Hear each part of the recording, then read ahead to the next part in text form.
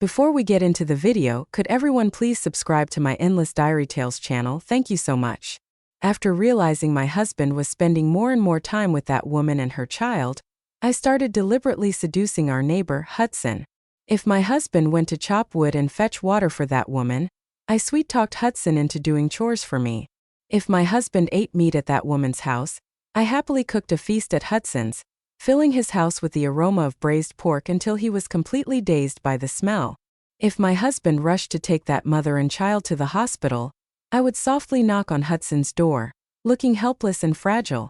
Chapter 1, 1974. My husband Diego was finally promoted to battalion commander, and I was finally able to join him as a military spouse, just as I had always wanted. But after moving in, I noticed something strange. A woman named Julia was constantly seeking out my husband for help. No matter what she needed, my husband never refused her. Every day, I watched him chop wood and carry water for her. Every night, I watched him rush to take her to the hospital, running back and forth like he was her personal servant. It disgusted me. But he was a soldier. Taking care of a fallen comrade's widow seemed reasonable. But was Julia insane? Why was she always clinging to my husband? There were so many men in the compound. Why did she only ever ask him for help? I warned Diego to stop helping that woman. If you don't help her, someone else will. But my husband got mad at me instead. He called me selfish and said I lacked compassion. He said, Julia's husband was my comrade. He sacrificed his life. I should help care for his widow and child. He told me, she's struggling to raise a child alone. As a military wife, you should be helping me take care of her. I snapped back. Is my husband the only one in this entire compound who was her husband's comrade? If she needs help, why does she always come to you? He fired back. Zoe, what kind of nonsense are you saying? If others were willing to help her, she wouldn't have to come to me every time. I pressed on. Diego, why is no one else helping her? Are you saying every other man in the compound has poor ideological awareness except for you? He snapped. Stop talking nonsense. Don't insult my comrades. They just have their own families to take care of. They don't have time to help her. I was furious.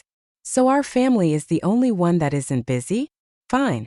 Then go chop our own firewood and fetch our own water first. Just as he was about to argue back, a delicate soft voice floated in from outside. Diego, I ran out of firewood, and my water jar is empty. I was livid. She's like a ghost that just won't leave. I grabbed my husband's arm, stopping him from leaving. You are not going. He impatiently snapped. Zoe, she's different from us. She's a city girl. She's never done this kind of rough work before. I felt utterly frustrated. So just because she's never done it before, that makes it right? She can order other people's husbands around to do it for her? We haven't even finished chopping our own firewood. You can chop it too. Our water tank is empty. You're used to doing that kind of work anyway. I was livid. Chapter 2. Diego and I grew up together, childhood sweethearts. We both came from poor families. Before Diego became a battalion commander, I had stayed in the countryside taking care of his parents and younger siblings. His parents were in poor health, and his siblings were still young, so I had to handle all the household chores by myself. There were too many mouths to feed and not enough hands to work, and Diego's salary wasn't high, so I worked like a man, earning 10 work points a day. With occasional support from my family, we managed to scrape by. As his siblings grew older, life became a little easier for me. When Diego was promoted, his parents felt guilty for how much I had sacrificed, and his siblings were grateful for everything I had done. They urged me to join him in the military compound. I was more than happy to go. But when I arrived, I realized there was a woman who had inserted herself into every corner of my marriage. Watching my husband's retreating back, my anger boiled over. So just because I'm capable, he thinks it's perfectly justified to leave everything to me and run off to help another woman? So now being capable is a crime? I wanted to curse. Damn it, is this really my husband? He doesn't care about his own wife, but he's worried sick about another woman? Did he get kicked in the head by a donkey? I threw down the towel in my hand and turned to knock on my neighbor Hudson's door. Hudson was the battalion commander of the 1st unit while Diego was in charge of the 2nd unit. He had a 7-year-old boy named Lucas, who, according to the gossiping military wives, was his adopted son, the child of a fallen comrade. He was unmarried, had an adopted son, came from the countryside, and wasn't particularly good-looking, so his marriage prospects had stalled. I knocked. "Hudson, sorry to bother you. Would you mind helping me chop some firewood and fetch some water? Just enough for lunch. I can pay you." Hudson gave me a skeptical look. This woman was known as the most hard-working wife in the compound. She chopped wood, carried water, cooked and cleaned. She managed everything flawlessly. Even though she had only been here for 2 months, her reputation had already spread. Hudson had heard his comrades complain, saying, "Why couldn't my wife be more like Zoe? Where's Diego?" Helping Julia fetch water and chop wood. Hudson's eyes narrowed slightly. I quickly rubbed my waist, pretending to be in pain. "I can do all these things myself, but I twisted my back yesterday. I can't use too much force. Whenever I try, it hurts. Diego won't be back until the afternoon, and I still need to make lunch. But there's no water and no firewood, so I can't cook. I'll change and be right over." I watched Hudson sweat in my yard as he swung the axe, and I smiled before walking into the kitchen. My back was perfectly fine. I brought out the white flour that I rarely allowed myself to eat and made a huge pot of hand-pulled noodles. When the water tank was full and the firewood was neatly stacked, I carried a steaming bowl of noodles to Hudson. "Hudson, I made noodles. Take them home and eat with Lucas. Thank you so much for today." Hudson looked at the large bowl of white noodles and hesitated. White flour was a luxury these days. It was just a small favor. I can't accept a meal in return. I laughed. Maybe it's a small favor to you, but to me it was a huge help. This is actually the first time since I moved here that anyone has helped me chop wood or fetch water. To be honest, I think it's exhausting. For a moment, pity flashed across Hudson's eyes. "All right then. If Diego's ever too busy to help, call me." I pretended to hesitate, then smiled sweetly. "How could I possibly trouble you again? Even though it's tiring, I can manage. Now hurry up and take the noodles home. Lucas must be hungry." Chapter 3. As expected, Diego only returned after lunch. Julia wanted to thank me, so she invited me to stay for lunch. Well, isn't that thoughtful of Julia? Of course. She's educated, knows how to show gratitude properly. I fumed. So because I didn't go to school because I wasn't educated, that meant I didn't know gratitude? Where did he get the audacity to say something like that? Since it was a rest day, Diego naturally went back to Julia's house to work for her. And I went to knock on Hudson's door again. I hesitated slightly, pretending to be a little embarrassed. "Hudson, I haven't been feeling well these past couple of days. You know how it is with women those days of the month. I can't handle any heavy work. And now I'm out of water and firewood." The man shifted uncomfortably. "Diego's helping her again." I nodded. "Let's go then." This time Hudson worked even faster. He finished before lunchtime and headed home. I, on the other hand, cooked a massive bowl of hand-pulled noodles with sauce. And this time I brought it straight next door. "What's this?" "A thank you meal, of course. Lucas, grab a bowl. Today we're having noodles with sauce. Auntie makes the best ones." The 7-year-old boy was already drooling. With a big grin, he scampered off to grab a bowl. The man saw the child's eager expression and swallowed his refusal. It was my first time stepping into Hudson's house, and I immediately noticed how empty it was, just like the 2 men who lived here. After dinner, I casually picked up the child's clothes that had been tossed in the living room. The fabric was rough, with patches that were stitched on carelessly. I removed the crude patch and, in its place, embroidered a delicate leaf over the torn area. "Auntie, you're amazing." Lucas looked at me with eyes full of admiration. "You don't know how the kids in the courtyard used to laugh at me because of these ugly patches on my clothes. Just wait. Now I'm going to show them whose patch looks better." I chuckled. "From now on, if your clothes tear, just bring them to me. I'll fix them for you." "Thank you, Auntie. You're the best. I'm going to show them right now." Watching the child change into his newly mended clothes and dash outside excitedly, I felt a warmth in my chest. But then I noticed Hudson's gaze fixed on me. "What exactly are you trying to do?" I froze. "Hudson, what do you mean by that?" "The firewood would burn even if it wasn't chopped." There was still enough water to drink even if it was a little low. And even if you weren't feeling well, you could have waited for Diego to come back before doing all these things. I stiffened, caught off guard by his directness. How did he suddenly see through me? Was it because I was too kind to Lucas? Did he sense something? I asked. If you already knew, then why did you still help me? Hudson replied indifferently. I just thought you were pitiful. I let out a bitter laugh. So it's not just me who thinks I'm pitiful. Even you think so, Hudson. Don't worry. I don't have any ulterior motives. I just wanted to experience what it's like to have a man help me with chores. And now that I've experienced it twice, I have to say, it really is nice to have a man helping out. Now that it's all out in the open, I won't trouble you again. Chapter 4. On my next day off, as always, Diego left for work early. I positioned myself near the well, watching from a distance as Hudson approached to fetch water. The moment I saw him, I quickly lifted 2 buckets and wobbled my way toward home. But just as I stepped forward, my foot caught on a rock. I stumbled forward, buckets and all, only to be caught by a pair of strong hands. Steadying myself, I quickly took a step back, putting at least a meter of distance between us. Thanks. I struggled to lift the buckets again, the carrying pole bending under the weight. After only a few steps, I heard the man say, "Put it down. I'll carry it." Stubbornly, I refused. I can do it. But Hudson didn't take no for an answer. Without a word, he took the carrying pole off my shoulders and shouldered the weight himself. Watching his broad back as he walked ahead, I couldn't help but smile. Later, while he was chopping firewood in the yard, I happily went into the kitchen to prepare a meal. Before long, Hudson appeared and tossed a bag onto the stove. This is for Lucas and me. When it's ready, I'll take it home. Make dalamian. Lucas likes it. With that, he turned and went back to chopping wood. That afternoon, Diego returned home with a sour expression. I heard you let Hudson carry water for you today. I raised an eyebrow. Yeah, I almost fell while carrying the buckets, so Hudson gave me a hand. He said, "Don't let him help again. It looks bad." I retorted. "Oh, but it looks fine when you carry water for Julia."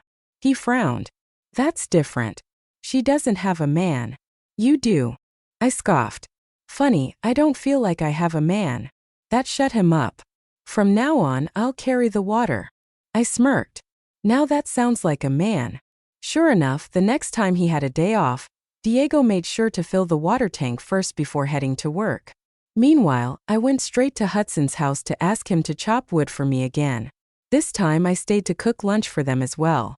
I also tidied up their rooms, washing what needed washing, wiping down what needed cleaning. Looking at the spotless and refreshed space, I grinned to myself.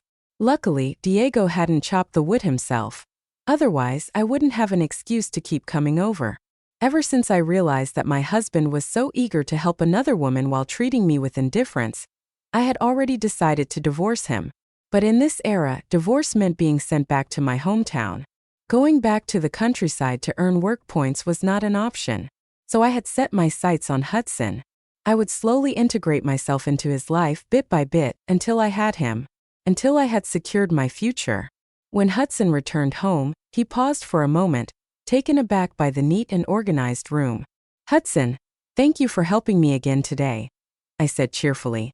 "As a thank you, I made lunch for you and Lucas and did a bit of tidying up. I'll be heading back now." "You still have to cook when you get home," he replied, glancing at the meal I had prepared. "Just eat here." Chapter 5. From that day on, I officially became a regular in Hudson's house. The courtyard was soon buzzing with gossip. Diego must have heard the rumor somewhere because when he came home, he was in a foul mood, his expression dark and stormy. "You're cooking and doing laundry for Hudson and his kid. Do you even have any shame?" I shot back. "Who are you calling shameless? This is gratitude. Hudson helps me chop wood and carry water. I'm simply repaying his kindness in the ways I can. Unlike some people, I actually know how to be grateful. Besides, Lucas is a martyr's child. How can you be so selfish and heartless?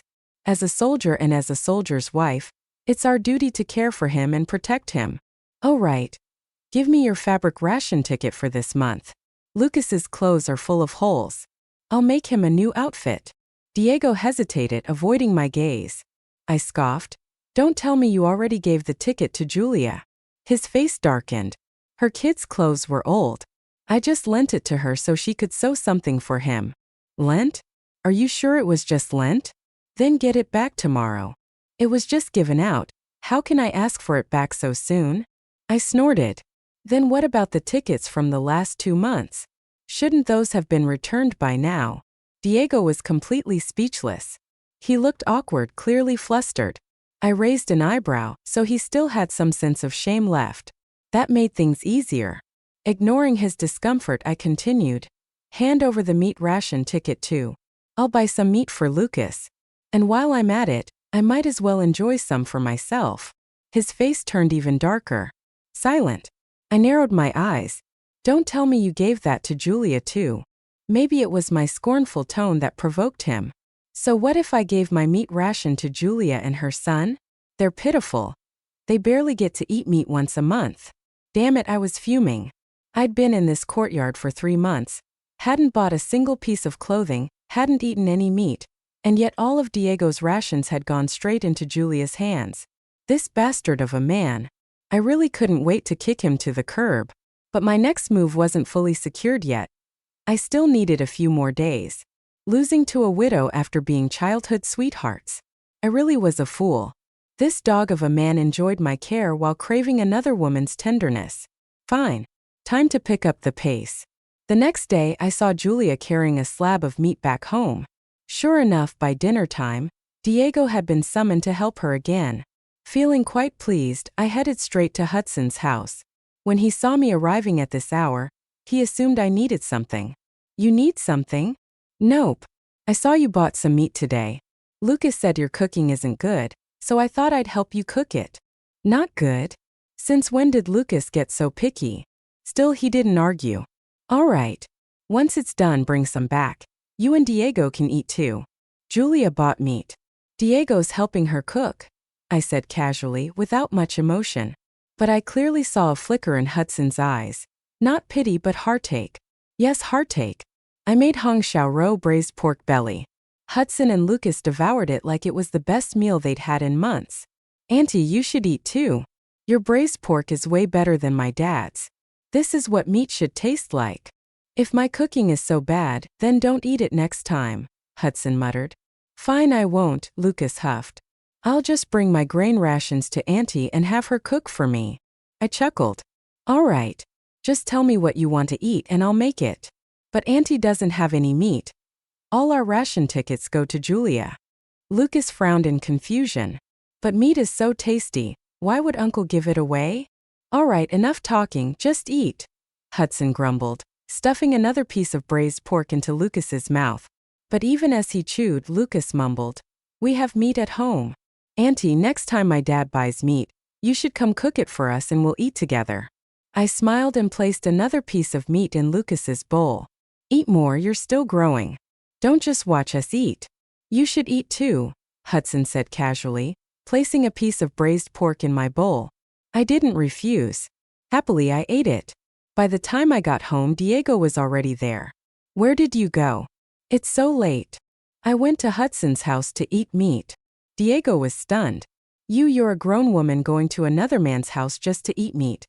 Don't you find that embarrassing? Oh? And you, a grown man, going to Julia's house to eat meat isn't embarrassing. I was helping her with work. She was just being grateful and insisted I stay for dinner. I couldn't refuse. I helped Hudson and Lucas cook. They insisted I stay. I couldn't refuse either. Diego was fuming. You're a married woman going to another man's house to cook for him. Where's your dignity? I shot back. You're a married man going to another woman's house to do her chores. Where's yours? He exploded. She's my comrade's widow. I smirked. And Lucas is a martyr's son. He was seething now. Zoe, when did you become so unreasonable? So sharp-tongued. I crossed my arms.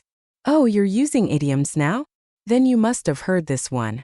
If you don't break the silence with an outburst, you'll be destroyed by it. Well, I have no intention of being destroyed. So I choose to break. Hudson already felt sorry for me. That meant I was almost there. And honestly, I was too tired to keep pretending. Chapter 6. That night, someone banged loudly on our front door. Diego jolted awake, flipping upright in bed before rushing to open it. Diego, my stomach hurts. What should I do? Wait, let me get dressed. I'll take you to the hospital. The moment he stepped out the door, I sprinted to the kitchen. I grabbed a handful of chili peppers, chewed them down in one go, then gulped a ladle full of cold water. Sure enough, within minutes my stomach was burning like fire. With my hair still damp from sweat, I knocked on Hudson's door. Hudson, my stomach hurts so much. Diego took Julia to the hospital and I didn't know who else to go to. Can you take me? I crouched down, clutching my stomach, cold sweat dripping down my face. Wait a moment, let me get dressed. I'll take you right away. Hudson changed quickly, then reached out to help me up. But the pain was real, I really couldn't stand. With no other choice, he bent down and carried me on his back all the way to the hospital. The doctor put me on an 4-drip immediately. Hudson, I feel much better now. Once the 4 is done, I can go back on my own. You should go home, Lucas is alone. I don't want him to be scared. Don't worry about Lucas. Just focus on yourself. He's very independent. Back when I was away on missions, he stayed home alone all the time. Even so, I already feel bad enough having you take me to the hospital in the middle of the night. Diego is here too, can you find him? He can take me back. All right. Wait here, I'll go look for him. 10 minutes later, Diego and Hudson walked into my hospital room. Diego looked surprised to see me hooked up to an 4. What happened to you? How did it get this bad? It's just a stomachache. The doctor said it's nothing serious. After the 4, I can go home. Good. Then when you're done, head back first. I'm going to check on Julia. She's in a lot of pain. With that, Diego turned and walked away. I caught the flicker of anger in Hudson's eyes. Hudson, you should go home too. I'll be fine on my own. There's not much left. I'll wait until you're done and we'll leave together. Silently, I started crying. Tears streamed down my face without a sound. This was the first time I cried in front of Hudson. Seeing me cry, Hudson panicked. His words came out clumsy and stuttered. Why are you crying? Don't cry. Frantically, he patted his pockets, finally pulling out a handkerchief and handing it to me. I took it, but instead of stopping, my silent tears fell even harder. Hudson, tell me, what does Julia have that I don't? Why is my husband willing to do everything for her, but doesn't even care about me? Hudson looked at me, visibly uncomfortable at my sorrow. I'll go get Diego and bring him back. I quickly shook my head. Forget it. Julia has it hard too. She's a widow with a child. Let him take care of her. By the time my 4-drip finished, my stomach pain had mostly subsided. But the pain had been real. I was still weak, my legs unsteady. On the way down the stairs, I nearly fell headfirst, but luckily Hudson caught me just in time. With no other choice, he helped support me and I leaned against him for balance. And just at that moment, as fate would have it, we ran into Diego, who was also supporting Julia, at the hospital entrance.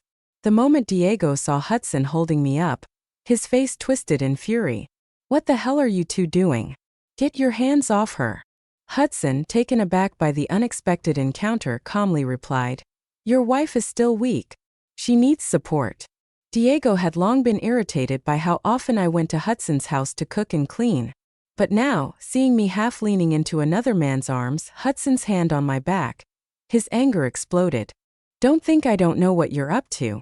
You're a soldier too, you know that interfering with a military marriage is illegal. It's morally corrupt. I snapped. Despite my weak body, I stormed over and slapped Diego hard across the face. Diego, when you help a widow, it's called being a good, honorable man. But when Hudson helps me, it's called moral corruption. If that's the case, then I wouldn't mind being widowed. The entire area fell into a stunned silence. It took Diego a long moment before he finally processed my words. His voice trembled. Zoe, are you saying you want me to die? I scoffed. Why shouldn't I? Julia's husband died and look how well she's living. She has a devoted man like you serving her, running around chopping wood, hauling water, doing her chores. You make sure she has clothes by giving her fabric rations, and you make sure she has meat by giving her food rations. And me? I let out a cold laugh. I have a living husband, yet I chop my own wood, haul my own water, and do my own chores. I've been in this compound for over 3 months. I haven't bought a single new outfit and haven't had a single bite of meat that you provided. I envy her. Why shouldn't I? If losing a husband means I get to live like her, then yes, I wouldn't mind being widowed. The bystanders who had been watching with amusement suddenly fell into dead silence. What I said shattered their worldview. It was probably the first time they'd ever heard a woman wish for her husband's death, just so she could live a better life. After a long stunned pause, someone whispered, "This wife, I mean, she is living a miserable life but cursing her own husband to die? That's vicious." "Don't be so quick to judge," another voice argued. "I think she's just furious. These aren't real wishes. They're words spoken out of anger. I mean, what's the point of having a husband if you still have to do everything alone? She might as well divorce him." The murmurs spread. People weren't just pointing fingers at me anymore. They were pointing at Diego too. Chapter 7. I ignored the murmurs and whispers of the crowd, turning away and staggering home. With so many people around, Hudson couldn't help me. By the time I made it back, Diego still hadn't returned. It was a long while later before he finally walked through the door. Seeing that I was still awake, he scowled. "Zoe, let's get a divorce." Diego's face darkened instantly. "What the hell are you talking about? After the scene you made at the hospital, you still want to cause trouble." "Oh, Diego, that was nothing. I want a divorce." "Stop being ridiculous. Divorce my ass." I didn't back down. "Write up the report. I'll sign it." His expression twisted with anger. "You've got your eye on Hudson, haven't you?" Well, he wasn't wrong. But I sure as hell wasn't going to admit it. "If you don't file for divorce, I'll go straight to the political commissar and talk to him." Diego snapped. "Are you out of your mind? What are you going to tell him?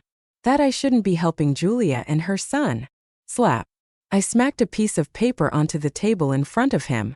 "If you don't write the divorce report, I'll take this to the commissar instead." Suspicious, Diego grabbed the paper and squinted at it. 10 questions, 10 answers.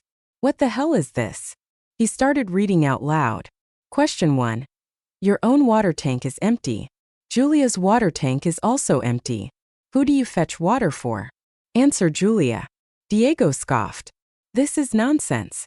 Of course, Julia. You're perfectly capable of fetching your own damn water. I said nothing. He kept reading. Question 2. Your own firewood is gone. Julia's firewood is also gone. Who do you chop firewood for? Answer: Julia. He snorted. Again, obviously Julia. She's a delicate city woman. She can't do that work. You know how to chop firewood just fine. I stayed silent. He kept reading. Question 3.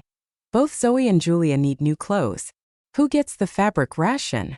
Answer: Julia. This time Diego didn't respond, he just kept reading. Question 4. Both Zoe and Julia haven't had meat in a long time. Who gets the meat ration? Answer: Julia. His voice began to falter. Question 5. Zoe and Julia both fall ill at the same time. Who gets taken to the hospital? Answer: Julia. Diego hesitated.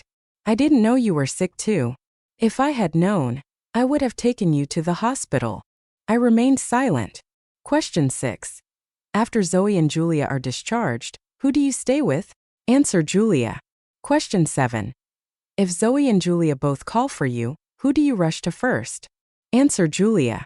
Question 8. Zoe and Julia both want to watch a movie. Who do you go with? Answer: Julia. Question 9. Who is your wife? Answer: Zoe. Question 10. How do you be a good husband? Answer: take care of Julia and her son. Make sure they don't have to do any hard labor. Let your own wife haul water and chop wood. Let Julia and her son eat meat. Let your wife eat coarse grains and vegetables. Let Julia and her son wear new clothes. Let your wife wear old ones. If Julia falls sick, stay by her side at all times. Diego's voice got quieter and quieter until eventually, it disappeared completely. I looked at him coldly. If you don't file the divorce report, I'll take this straight to the commissar and request the divorce myself. Your choice. Either you hold on to me and refuse the divorce, or you and Julia's reputation both go down in flames. Pick one. Diego clenched his jaw. Zoe, I thought you were used to this. I never noticed. From now on, I'll make sure to finish our household chores before helping her. I laughed bitterly. Even now, he still refuses to let go of Julia. There is no from now on. If I don't see the divorce report tomorrow, I'm going straight to the commissar. Diego was furious. Zoe, tell me the truth. Are you this determined to divorce me because you have feelings for Hudson? I smiled. Who I like is none of your damn business. But one thing's for sure, if I do remarry, it will definitely be to a man who chops wood, fetches water, and buys me clothes and meat. Chapter 8. The next morning, sure enough, I saw the divorce report. I signed my name. Diego insisted on submitting it to the political commissar himself. I refused. What if this bastard tried to trick me and didn't submit it? So I followed him straight to the commissar's office. The commissar frowned. What's going on with you two? You think divorce is a game? Commissar, we both agreed to this, I said firmly. Diego, do you want to explain or should I? Diego caught the warning in my tone. Commissar, our relationship is broken. We've already discussed it. Just let it go. The commissar looked at him in frustration. You little bastard. The entire compound envies you for having such a hard-working and virtuous wife, and yet you still screw things up. I quickly chimed in. Commissar, we truly don't get along anymore. There's no need to waste time persuading us. Please just process the paperwork quickly. I want to return to my hometown and start earning work points as soon as possible. The commissar pointed at Diego. I'm asking you one more time. Are you sure about this? I saw Diego hesitate and immediately pushed him. Diego, I don't want to drag this out with the commissar any longer. Diego gritted his teeth. Commissar, I'm sure. The commissar let out a heavy sigh, clearly exasperated. Fine. If you don't know how to cherish what you have, someone else will. He turned to me. Comrade Zoe, the divorce report is approved. I'll submit it and get it processed as soon as possible. Meanwhile, Hudson had been standing at the door for a while now. When he heard that Zoe was getting divorced, he didn't know why. But something in his heart felt so damn good. As he watched the two walk out of the commissar's office and part ways, he quietly followed after the woman. I felt a little nervous when I sensed someone following me. But when I turned and saw it was Hudson, I instantly relaxed. Hudson, why aren't you at training? I had to run an errand. I just heard in the commissar's office that you're divorcing Diego. Is it true? I smiled. It's true. Once the divorce is finalized, I'll be heading back to my hometown. These past few months, thank you for looking after me. If it weren't for you, I might not have made it this far. I paused, then admitted, I'll be honest, I'm a petty person. I don't want my man constantly hovering around another woman. I want him to focus only on me. Hudson, do you think I'm being unreasonable? No, he said, shaking his head. You're a generous and capable woman. What will you do once you go back home? I'll work and earn my own keep. And when I meet a man willing to chop wood and carry water for me, who'll buy me food and clothes, then I'll marry him. Hudson looked a little shocked. That's all you expect from a husband? I was just as surprised. Is that too much? Diego never did any of it. As we talked, we arrived at my house. Wait here, Hudson. I have something for you. Chapter 9. I went back inside, pulled out a pair of handmade cloth shoes, one large, one small, from my bundle and brought them outside to Hudson. When Hudson saw the shoes, he froze for a moment. He hesitated as if unsure whether he should accept them, but when he saw the hopeful look in my eyes as if possessed, he reached out and took them. I should pay for these, he said. Hudson, this is my way of thanking you and Lucas for letting me taste my first bite of meat in the family compound. No need for money. But once I go back to my hometown, if you and Lucas ever wear out your shoes, you can write me a letter. I'll make more. That time I'll charge you. Hudson held the shoes in his hands, looking a little dazed, and then returned to his unit in a trance. A few days later, Diego and I received our divorce papers. That very night, I grabbed my belongings and knocked on Hudson's door. Hudson looked surprised when he saw my bag. I finalized my divorce with Diego today. I came to say goodbye to you and Lucas. I'll be heading back to my hometown tomorrow. So soon? Where will you stay tonight? I'll spend the night at the guest house and buy my ticket home in the morning. It's getting late, I should go. I'll walk you there. On the way to the guest house, a man suddenly stepped in front of me. Comrade Zoe, let me introduce myself. My name is Romeo. I'm 30 years old and currently serving under Hudson as a company commander. But soon I'll be promoted, which means I'll be able to bring my family with me on deployment. I've never been married before, and I think you're an outstanding woman. I'd like to pursue a relationship with you. I was stunned. I hadn't expected to be this popular. Hello, Commander. I just got divorced. I haven't even thought about marriage yet. Then take the night to think it over. I'm serious about this. I nodded quickly and slipped into the guest house before he could say another word. Romeo, you're really shameless when it comes to chasing a wife. She just got divorced. You don't get it. Captain Zoe is beautiful, capable, and now that people know she's divorcing Diego, a bunch of our brothers have their eyes on her. If I don't make a move fast, someone else will. After I managed to send Romeo away, Hudson seemed completely torn. He kept pacing in circles outside the guest house, hesitating. I had barely finished checking into my room when there was a knock at the door. Who is it? It's me, Hudson. The moment I heard his voice, I rushed to open the door. Hudson, what's wrong? Let's talk outside. I followed him out to the entrance of the guest house. Comrade Zoe, Hudson started, his expression serious. I'm Hudson, 26 years old. I have a son, but he's adopted. I've never been married. I'd like to pursue a relationship with you if you're willing. My family is from the countryside, but my younger brother looks after them, so I don't have any burdens. I could have died from happiness right then. I had thought I'd have to go back to my hometown and spend months writing him letters, waiting for him to finally ask me to marry him. But this surprise had come too soon. I hurriedly lowered my head, afraid he'd see my overly smug smile. Will you chop wood and carry water for me? I will. Will you buy me new clothes and meat? Once we're married, I'll give you all my wages and allowances, all my ration tickets too. You can buy whatever you want. If you agree, I'll file the marriage application tomorrow. I kept my head down. Hudson, I just got divorced. You've never been married. I don't deserve you. I'm just an old bachelor with a kid. I don't deserve you. I was touched, really touched. I nodded. If you don't mind me, I'd love to take care of you and Lucas. What was there to hesitate for? This was my moment. So I agreed. Chapter 10. The political commissar had not expected that just yesterday, after finalizing Diego and Zoe's divorce, Hudson would come rushing in with a marriage application. You're filing a marriage application right after her divorce? Don't tell me you and Zoe had something going on beforehand. Commissar, Zoe and I are completely innocent. You're well aware of why Zoe divorced Diego. It was Diego who didn't cherish her, who didn't know how to prioritize. Since Diego didn't appreciate her, now everyone's fighting over her. You know my situation. Where else can I find such a capable wife? If I don't act fast, I might not even get my chance.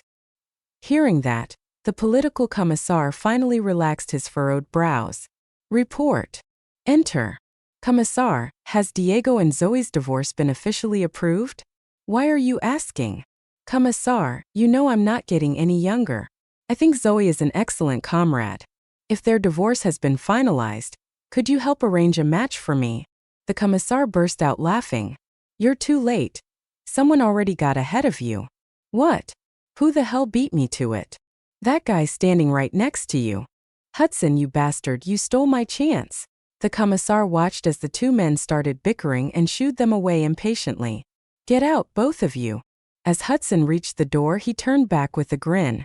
Commissar, please speed up my application. As you can see, good women are in high demand. The commissar chuckled. Fine, I got it. I stayed at the guest house for a week before officially registering my marriage with Hudson. Diego, upon hearing the news, was furious. But there was nothing he could do. Not long after, he and Julia also got married. Since we lived next door to each other, every little movement in either house was impossible to hide. I watched as Julia bossed Diego around, ordering him to carry water, chop wood, do the laundry, and clean the house. It was satisfying to see, but I didn't envy her.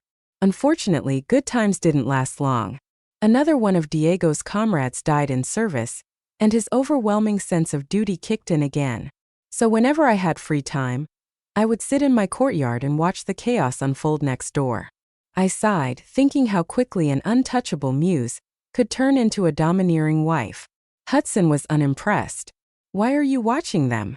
It'll only ruin your mood, and that's not good for the baby. Come, let's go for a walk. I smiled. Okay, but you have to hold me. A neglected wife brings trouble. A domineering wife brings even more trouble. In the years to come, Hudson steadily rose in rank. Diego, however, remained stagnant. Watching Julia's increasingly resentful face, I couldn't help but sigh. Why don't women learn to be good to themselves? After all, happiness is something you have to fight for.